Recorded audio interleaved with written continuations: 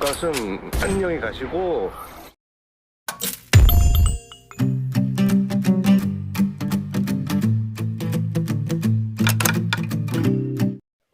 Halo teman-teman semuanya, selamat datang kembali di Imoza Channel. Nah, di video kali ini aku akan membahas alur dari sebuah film yang berjudul Fabricated City. Jadi film ini dirilis pada tahun 2017 dan disutradarai oleh Park Kwang Yoon. Nah, untuk pemeran utamanya sendiri diperankan oleh Jin Chang Wook alias Kwon Yoo. Nah, film ini bercerita tentang seorang pemuda yang hobi banget bermain game. Suatu ketika, dia dikambing hitamkan karena dituduh membunuh seseorang, sehingga membuat dirinya masuk ke dalam penjara. Lalu, bagaimana cara dia mengungkap ketidakbenaran tersebut gitu. Nah, sebelum kita lanjut ke alur cerita berikutnya, jangan lupa teman-teman untuk subscribe, like, share, dan komen video ini ya. Dan untuk film selanjutnya, teman-teman bisa komen di bawah ini untuk aku review di video-video berikutnya. Oke, thank you. Jadi film ini diawali dari seorang pemuda yang bernama Kwon Yoo yang sedang asik bermain sebuah game di warnet. Terlihat Kwon Yoo itu ditelepon oleh ibunya yang berada di rumah sakit yang sedang merawat seseorang. Nah, ibunya itu meminta Kwon Yoo untuk mematikan gas di rumahnya. Namun, si Kwon Yoo menolak karena dia lagi sibuk bermain game. Ketika sedang asyik bermain game, tiba-tiba terdengar suara HP orang lain yang berdering di dekatnya. Dan karena berisik, Kwon Yoo menjadi kalah dan kesal. Lalu ia mengangkat HP tersebut. Ternyata yang menelpon adalah wanita pemilik HP itu. Ia meminta untuk mengantarkan HP-nya ke sebuah hotel dan akan dijanjikan sebuah imbalan. Nah, karena imbalan yang cukup besar, maka si Kwon Yoo mau dong bersedia untuk mengantarkan HP itu. Nah, ketika sampai di depan kamar hotel itu, terlihat memang pintunya tidak dikunci dan terbuka. Lalu otomatis Kwon Yoo masuk dan sambil memanggil si pemilik kamar, ternyata si pemilik kamar terlihat sedang mandi gitu.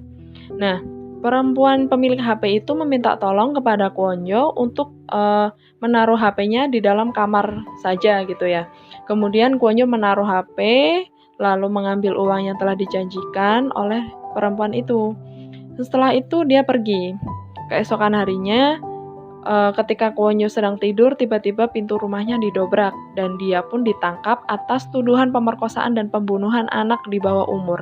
Sehingga si Kwon Yoo dibawa ke kantor polisi. Namun ibunya yakin bahwa anaknya itu tidak pernah mungkin melakukan hal-hal itu ya. Ia menyewa pengacara, tetapi pengacara tersebut seolah-olah malah mengabaikannya. Nah, sidang pun akhirnya dimulai dan benar saja si Kwon Yoo kalah dalam persidangan tersebut dikarenakan memang semua bukti yang ada itu mengarah ke Kwon Yoo gitu. Nah, hakim memutuskan bahwa Kwon Yoo dihukum dengan hukuman penjara seumur hidup. Si Kwon Yoo pun dibawa ke suatu penjara yang isinya memang hanya orang-orang yang melakukan tingkat kejahatan kelas kakap gitu ya. Ya kalau di Indonesia sih mungkin kita bisa bilang kayak di Nusa Kambangan gitulah ya. Nah, dalam penjara itu dia diganggu oleh seseorang yang bernama Madusu. Karena tak terima atas tuduhan pemerkosaan, dia akhirnya memukul si Madusu itu dan perkelahian pun dimulai. Nah, karena perkelahian tersebut, si Kwon Yoo pun mendapat hukuman kurungan sel isolasi selama 80 hari. Nah, setelah menjalani hari-hari di dalam sel isolasinya, kemudian si Kwon Yoo diambil oleh dua orang dan mereka mengatakan bahwa kau harus hati-hati terhadap Madusu dan orang pemakan daun gitu. Karena dia adalah pelaku pembunuhan berantai dan juga seorang kanibal. Nah, hari demi hari pun ia jalani, tetapi Madusu masih saja mengganggunya, membuat dia menjadi depresi dan si Kwon Yoo pun menyakiti dirinya sendiri. Lalu suatu ketika si pengacara dan ibunya Kwon Yoo datang untuk menjenguk, dan ibunya berkata bahwa ada orang yang bisa nantinya membantu kamu untuk keluar dari penjara ini gitu. Orang tersebut mempunyai data rekaman yang membuktikan jika memang Kwon Yoo tidak pernah bersalah. Nah, mendengar hal itu, si Kwon Yoo pun bersemangat untuk menjalani kehidupan di penjara. Setelah itu, ketika sedang makan di dapur, si Kwon Yoo dihampiri oleh si pemakan daun. Kuonyo pun diberikan sehelai daun di mana daun tersebut bisa digunakan untuk menyembuhkan luka-lukanya. Nah, waktu demi waktu, hari demi hari dia lewati, tetapi ia masih saja diganggu oleh gengnya Madusu.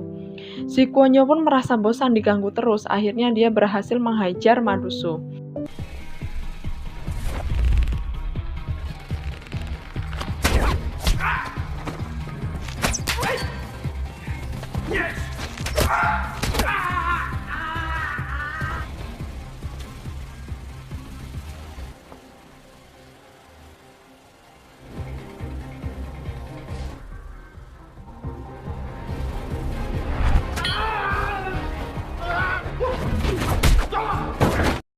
Sehingga membuatnya terkapar tak berdaya.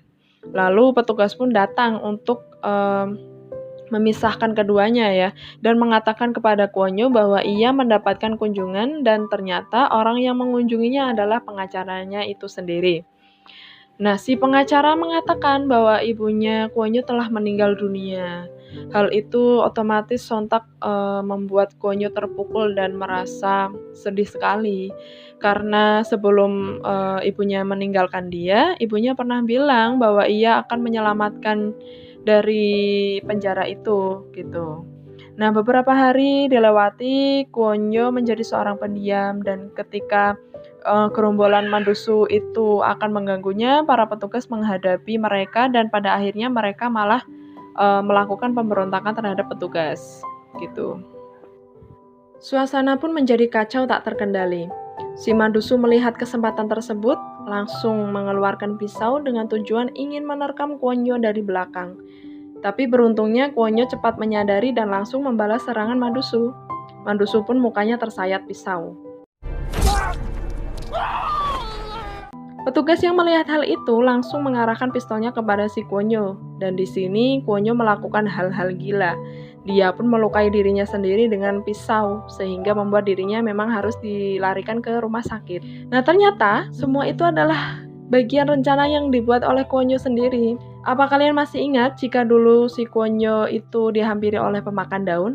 Nah, ketika itulah orang tersebut yang memberitahu kepada Kuonyo bagaimana caranya kabur dari tahanan ini, gitu.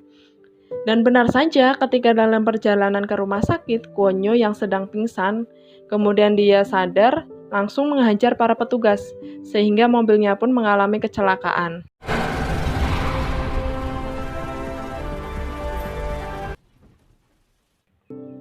Orang-orang petugas yang masih sadar menodongkan senjatanya kepada Kuonyo. Tapi anehnya, petugas tersebut tidak malah menembakkan pistol itu. Dan kemudian Kuonyo kabur menuju ke dalam sebuah hutan. Nah, semua media pun waktu itu ramai memberitakan tentang Kuonyo yang kabur dari penjara. Nah, sehingga si Kuonyo menjadi buronan yang sangat terkenal. Setelah melakukan pelarian beberapa hari, Kuonyo melihat ada orang yang sedang membutuhkan pertolongan. Nah, dikarenakan mobilnya mogok dan dia bergegas untuk menolongnya, rupanya orang yang ditolong Kuonyo itu bukanlah orang Korea, gitu. Nah, dikarenakan dia tidak mengenali siapa itu Kuonyo. Setelah itu, diberikan tumpangan oleh mereka. Sampai di tempat tujuan, mereka memberikan mobilnya kepada Kuonyo sebagai ucapan terima kasih karena telah menolongnya. Akhirnya Kuonyo pergi menggunakan mobil tersebut dan ternyata dia pergi ke tempat pengacaranya dulu.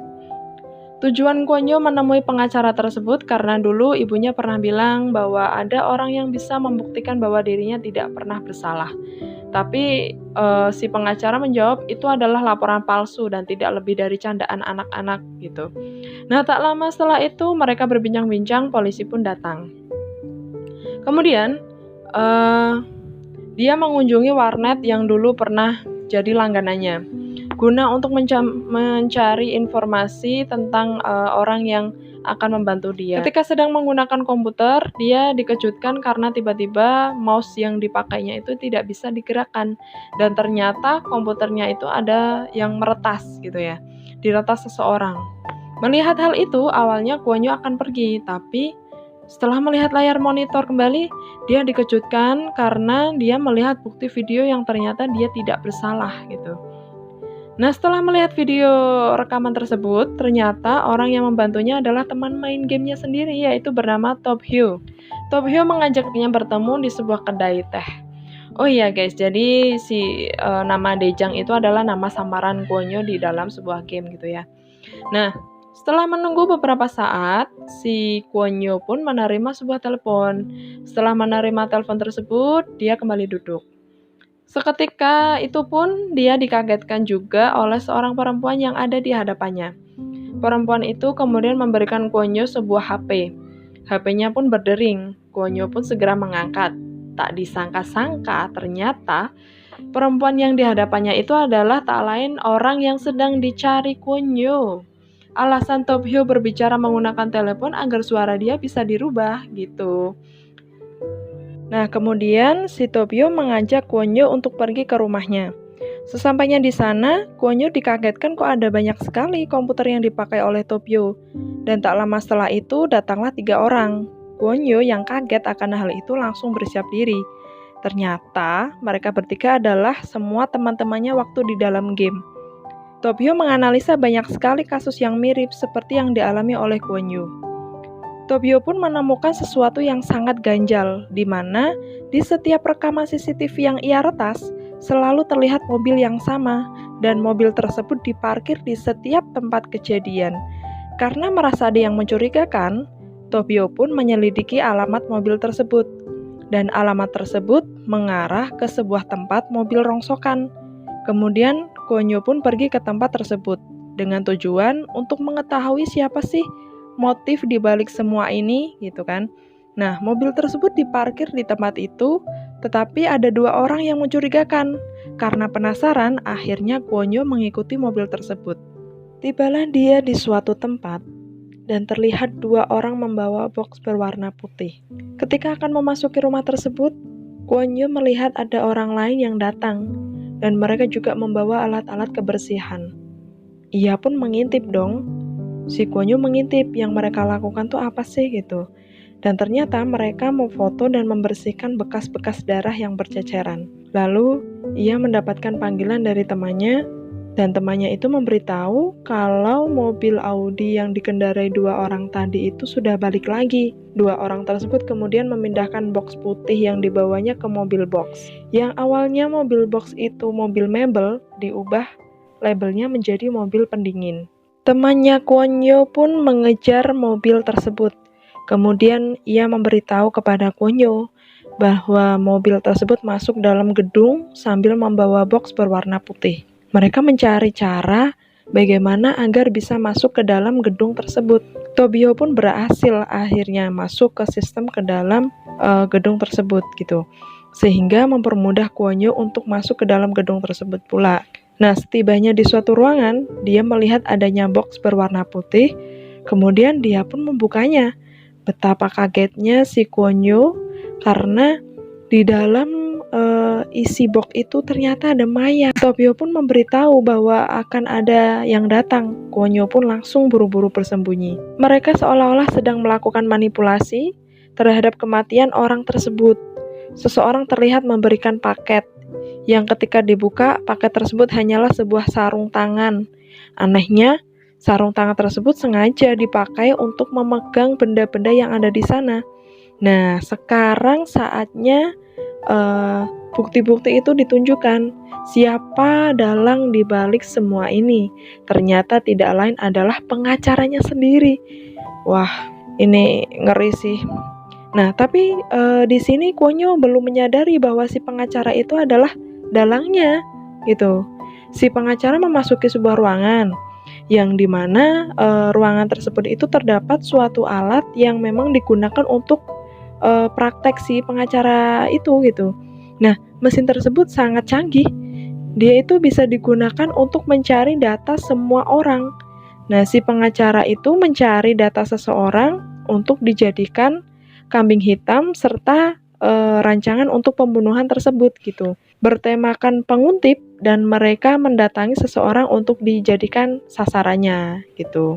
Nah, setelah itu mereka langsung membuat korban pingsan lalu mengambil sampel apapun termasuk sidik jarinya yang nantinya akan digunakan untuk membuat sidik jari palsu gitu. Nah, makanya tadi di awal mereka menggunakan sarung tangan tersebut untuk menyentuh berbagai barang yang ada di rumah korban. Jadi kurang lebih kayak gitu. Jadi karena durasi film ini cukup panjang, jadi kita bikin part 2 ya. Nah, untuk part satunya kita cukup selesai di sini dulu, nanti kita lanjut di part 2. Jangan lupa teman-teman selalu pantengin terus channel kita di Imoza Channel dan tunggu postingan-postingan video kita berikutnya. Bye-bye!